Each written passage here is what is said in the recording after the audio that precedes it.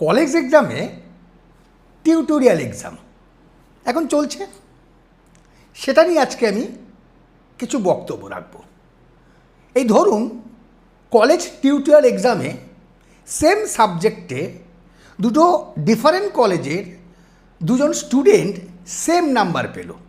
একজন পেল 24 out of 25, আর একজনও 24 আউট অফ 25। তাহলে এই যে নাম্বারটা তারা পেলো সেম, অথচ ডিফারেন্ট কলেজ, তাহলে তাদের কি মেধা সমান?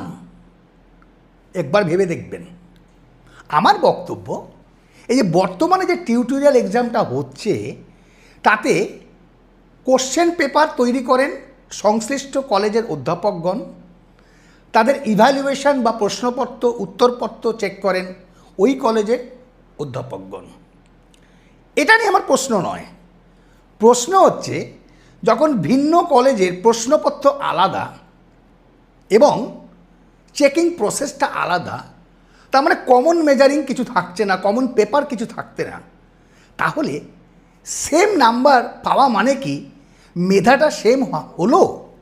মানে আমি কম্পেয়ার করতে পারলাম? ভেবে দেখবেন।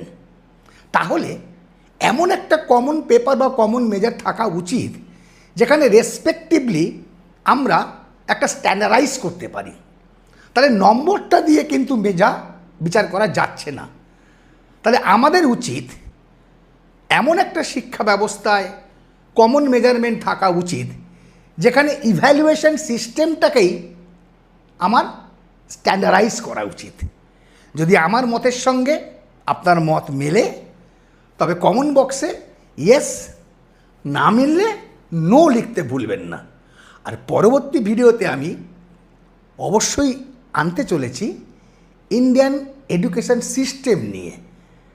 আর এই সমস্ত আলোচনা যদি এই চ্যানেলে জানতে চান, তাহলে সঙ্গে থাকুন, কি ওই সাবস্ক্রাইব বাটনটা টিপে।